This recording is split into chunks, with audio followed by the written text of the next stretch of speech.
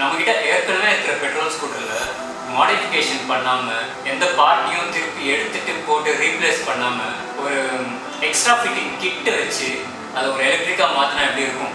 அதுவும் ஹைப்ரிடாக இருந்தால் பெட்ரோல்லையும் ஓடணும் எலக்ட்ரிக்லேயும் ஓடுற மாதிரி இருந்தால் சூப்பராக இருக்குங்க. இங்கேருந்து பார்த்தா எனக்கு எதுவும் தெரியல, ஒருவேளை விற்று பார்த்தா தெரியுமோ.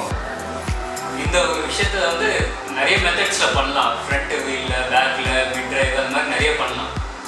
பேக் ஹப்பு வச்சு நான் ஒரு 3 வருஷத்துக்கு முன்னாடி வந்து ஸ்டார்ட் பண்ணேன். ஆனால் என்னால் அது இன்னும் முடிக்க முடியல. ஏன்னா அதுக்கு நிறைய டைமும் காசும் தேவைப்படுது. கரெக்டாக அந்த சைஸ்க்கு ஏற்ற மாதிரி சிங்கிள் ஷாஃப்ட் மோட்டர் எப்படியோ ரெடி பண்ணிட்டேன். மெஷின் பண்ணுறதுக்கு, அந்த மாதிரி ரவுண்டு கிளாம்ப் செய்கிறதுக்கு, அதுக்கு ஒரு சின்ன ஹோல் போடணுன்னா கூட லேத்தில் போயிட்டு நிற்கணும். இதெல்லாம் முடிஞ்சதுன்னா திருப்பி வெல்டர்கிட்ட போயிட்டு அதை ஃபேப்ரிகேட் பண்ணுறது, அது ஒரு வேலை. நம்ம கொண்டு வந்து எலக்ட்ரானிக்ஸ் கனெக்ட் பண்ணி ஓட வச்சு டெஸ்ட் பண்ணுறது. என்னால் நினச்ச டைமுக்கு அதை முடிக்க முடியல. ஸோ இது வந்து ஈஸியாக அச்சீவ் பண்ணுற விஷயம் இல்லைன்னு தெரிஞ்சிச்சு. இது வந்து ஒரு மும்பை சேர்ந்த ஒரு டீமு ஆல்ரெடி செஞ்சு முடிச்சிட்டாங்க. நீட்டாக ஒரு காம்பனண்ட் லிஸ்ட் பண்ணி அவங்களோட த்ராட்டெல்லாம் வந்து அவங்களே டிசைன் பண்ணி பேட்டன்ட் பண்ணியிருக்காங்க அப்படின்னு சொன்னாங்க. இந்த கண்ட்ரோலர் எல்லாமே வந்து அவங்க நிறையா இதில் ஒர்க் பண்ணியிருக்காங்கன்றது நல்லா தெரியுது. இது வந்து ஆர்டிஓ ஆர் ஏஆர்ஐ அப்ரூவ்டு கிடையாது. ரொம்ப கிளியராக தெளிவாக சொல்கிறேன். ஸோ வாங்க வண்டி ஒரு வாக் அரவுண்ட் பார்த்துட்டு வரலாம். ஸோ இதில் ஹைலைட் வந்து இந்த நம்ம ஸ்கூட்டரோட ஒரிஜினாலிட்டி அப்படியே மெயின்டைன் பண்ணுறோம். கோர் மாடிஃபிகேஷன் எதுவுமே இதில் தேவைப்படாது. இந்த வண்டியில் வந்து கிட் ஆல்ரெடி இவங்க இன்ஸ்டால் பண்ணி வச்சுருக்காங்க. இவங்களோட டெஸ்ட் வெஹிக்கிள் இது. எனக்கு தெரிஞ்சு இது ஒரு ஹைப்ரிட் வண்டின்றது யாராலையும் கண்டுபிடிக்க முடியாது. ஸோ நம்ம எப்பவும் போல் சாவி போட்டு ஆன் பண்ண வேண்டியது தான். பெட்ரோலில் ஓடும். திருப்பி நம்ம இன்ஜின் ஆஃப் பண்ணிவிட்டு திருப்பி சாவி போட்டு இந்த பட்டன் ஆன் பண்ண உடனே எலக்ட்ரிக் ஆக்டிவேட் ஆகிடும். திருப்பி இந்த பட்டன் ஆஃப் பண்ணிட்டா எலக்ட்ரிக் ஆஃப் ஆகிடும். ஸோ இப்போ நார்மல் பெட்ரோல் மோட் ஆன் பண்ணுறோம்.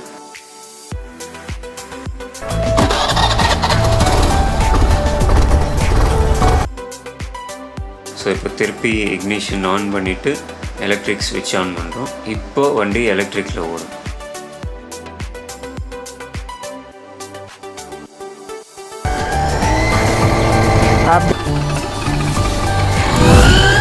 ஸோ இந்த கிட்டோட அன்பாக்சிங்லேருந்து பாக்ஸை பிரிச்சதுலேருந்து ஒவ்வொரு காம்பனண்ட்டாக பார்க்கலாம். அந்த காம்பனண்ட்டில் இருக்கிற ஸ்பெஷாலிட்டி இதில் வந்து அந்த அவங்களோட பேட்டன்ட் த்ராட்டில் சூப்பராக பண்ணியிருக்காங்க. இந்த த்ராட்டில் வந்து அப்படியே பெட்ரோல் வண்டிக்கு என்ன ஆப்ஷன் இருக்கோ அப்படியே த்ராட்டில்லேருந்து அந்த கார்பரேட்டருக்கு போகிற அந்த எண்டு வரைக்கும் அப்படியே இருக்குது. த சேம் டைம் நடுவில் வந்து எலக்ட்ரிக் வச்சுருக்காங்க. இன்னொன்று வந்து இந்த கண்ட்ரோலர் நான் ஆக்சுவலாக வந்து நான் அது வந்து ஒரு ஜங்ஷன் பாக்ஸ்ன்னு நினச்சேன். இதுதான் ஜங்ஷன் பாக்ஸு. ஸோ இதில் வந்து ஜஸ்ட் ஒயர் கனெக்ட் பண்ணுறதுக்கான motor and controller wire connect பண்ணுறதுக்கான ஒரு பாக்ஸ், அவ்வளோதான். ஸோ நான் இது வந்து அந்த பாக்ஸ் நினச்சேன். கடைசியில் பார்த்தா அந்த கண்ட்ரோலரே அதுதான் அப்படின்னாங்க. ஸோ உண்மையிலேயே அது சூப்பராக இருக்குது. ரொம்ப காம்பேக்டாக இருக்குது. அட் த சேம் டைம் மற்ற கண்ட்ரோல் மாதிரி டப்பா மாதிரிலாம் இல்லை. கண்ட்ரோலரும் ஒன் ஆஃப் த எனக்கு வந்து அது இம்ப்ரெசிவாக இருந்தது. அந்த சின்ன இடத்துல வைக்கிறதுக்காக சூப்பராக கான்ஃபிகர் பண்ணியிருக்காங்க.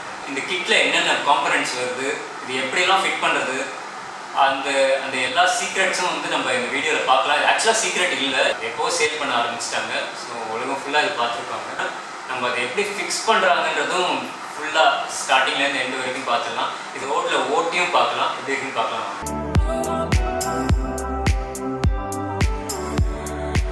கிட்டு ஃபுல்லாக க்ளீனாக எடுத்து வச்சாச்சு. மோட்டர் ஃபிக்சர், கிளாம்ப்பு, கண்ட்ரோலர் எல்லாமே தனியாக பார்க்கலாம். ஸோ இதுதான் இவங்களோட பேட்டன்ட் த்ராட்டில். ஸோ இது இந்த சைடும் அந்த சைடும் பாருங்கள், எப்பவும் போல் நார்மலாக இருக்குது. அதே மாதிரி நடுவில் மட்டும் எலக்ட்ரிக் வச்சுருக்காங்க. So petrol mode first fix பண்ணிவிட்டு அதுக்கேற்ற மாதிரி இந்த எலக்ட்ரிக் நம்ம அட்ஜஸ்ட் பண்ணிக்கலாம். ஸோ இது இன்கேஸ் ஃபால்ட் ஆச்சுன்னா கூட ஈஸியாக ரீப்ளேஸ் பண்ணுற மாதிரி இருக்குது. இது வந்து எலக்ட்ரிக் சேஞ்ச் பண்ணுறதுக்கான ஸ்விட்சு வித் லைட்டு, அந்த ஸ்விட்சுக்கான ரிலே செட்டு. அதுக்கப்புறம் ஒயரிங் வந்து த்ராட்டிலுக்கான ஒயர். இது வந்து ஆன் ஆஃப் கீ ஸ்விட்சு. ஸோ அப்படியே வந்து ஒரு கிட்லேயே அந்த த்ரெட் லாக் ஒன்று வருது இந்த போல்ட்ஸ்க்கு. இது வந்து நம்ம ஃப்ரேமில் ஃபிக்ஸ் பண்ணுறதுக்கான கிளாம்ப்ஸு, கண்ட்ரோலரு, அப்புறம் ஒரு ஆலன் கீ, அப்புறம் அந்த கிட்டுக்கான போல்ட்ஸு, அதுக்கப்புறம் ஒரு டிசி எம்சிபி வருது. இந்த ஒயரிங் டயக்ராமும் ஈஸியாக புரிஞ்சிக்கிற மாதிரி தான் இருக்குது. இப்போ கம்ப்ளீட்டாக ஃபிட்டிங் ப்ராசஸ் பார்ப்போம் வாங்க. ஸோ இது வந்து அப்ரூவல் காமிச்சிருக்கோம் அப்படின்னு சொல்லியிருக்காங்க. ஆனால் அவங்க எப்போ அப்ரூவ் பண்ணி இது அப்ரூவ் ஆகி வரும்ன்றது உங்களுக்கு எல்லாருக்கும் தெரியும். ஒன்லி அது இந்த சின்ன சின்ன பிளாஸ்டிக்கை கட் பண்ணுறது, அதுக்கப்புறம் சின்ன பட்டனுக்கு ஒரு ஹோல் போடுறது, அந்த மாதிரி ரொம்ப லைட்டான விஷயம் தான் இன்வால்வ் ஆகிருக்கு.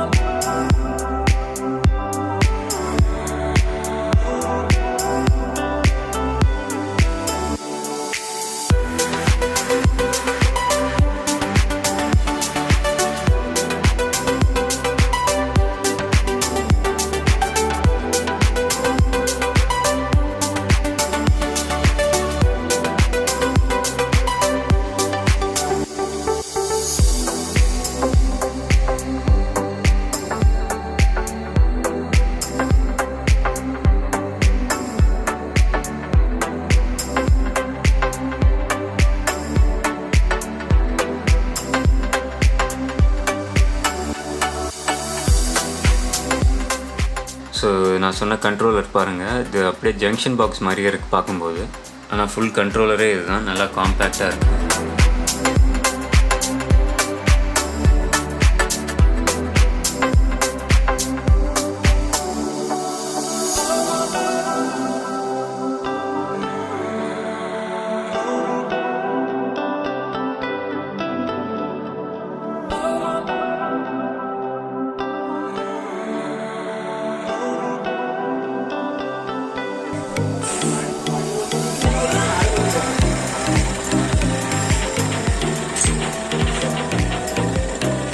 வந்து ஒரு டெஸ்டிங் பேட்டரியில் வச்சு செக் பண்ணிகிட்ருக்காங்க. சூப்பராக ரன் ஆகிட்டுருக்கு.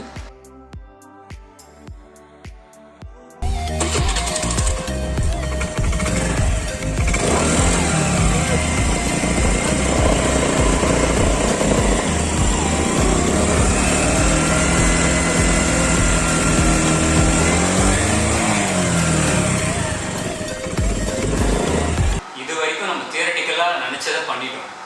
இதுக்கு மேலே ரோட்டில் ஓட்டும் போது தான் நம்மளுக்கு என்னென்ன சேலஞ்சஸ் வரும்ன்றது கிளியராக தெரியும். இது ஒரு பெரிய கம்பெனியில் R&D பண்ணி டெவலப் பண்ணியிருந்தாங்கன்னா அது வேறு கதை. இது வந்து ஒரு ஸ்மால் இன்ஹவுஸில் வச்சு இவங்களே பண்ணியிருக்காங்க அப்படின்னும் போது இது ரோட்டில் சக்ஸஸ்ஃபுல்லாக லாங் டேர்மில் ஓடி இருக்குது அப்படின்னா கிரேட் அச்சீவ்மெண்ட் தான். ஸோ அது எப்படி இருக்குன்னு பார்ப்போம். நம்ம எல்லாம் இது பார்த்தா தான் நம்மளால் பிலீவ் பண்ண முடியும்.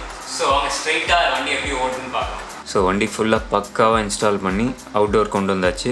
ஸோ நிறைய ரேஞ்சுக்காக அது ஃபுல் பேட்ரி வச்சுருக்காங்க. ஸ்பேஸ் ஃபுல்லாக நம்மளுக்கு கம்மி ரேஞ்சு போதும் அப்படின்னா சின்ன பேட்டரியாக வச்சுக்கலாம்.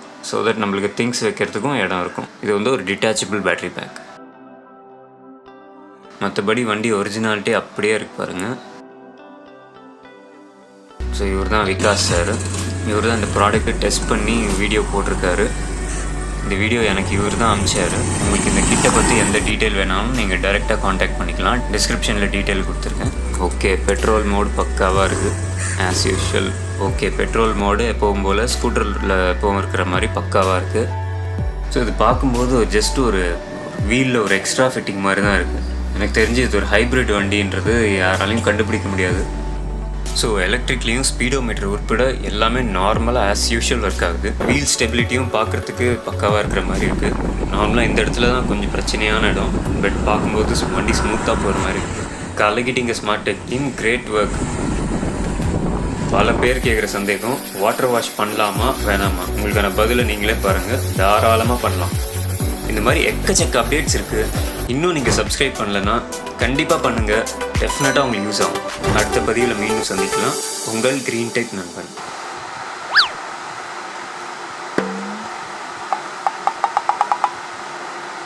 ஸோ இப்போ இந்த கிட்டோட அன்பாக்சிங்லேருந்து இந்த ஷேர்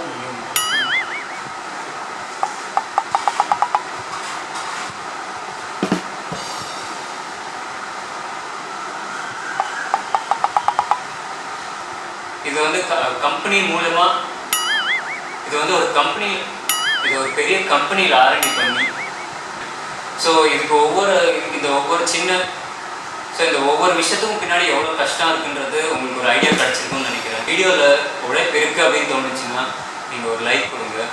நீங்கள் இன்னும் சப்ஸ்கிரைப் பண்ணலைன்னா ஒரு சப்ஸ்கிரைப் பண்ணுறதுனால உங்களுக்கு நாங்கள் நிறைய விஷயங்கள் R&D பண்ணி உங்களுக்கு முன்னாடி கொண்டு வந்து காட்டுறதுக்கு நாங்கள் தயாராக இருக்கோம். சப்போர்ட் பண்ணிங்கன்னா ரொம்ப சந்தோஷம்.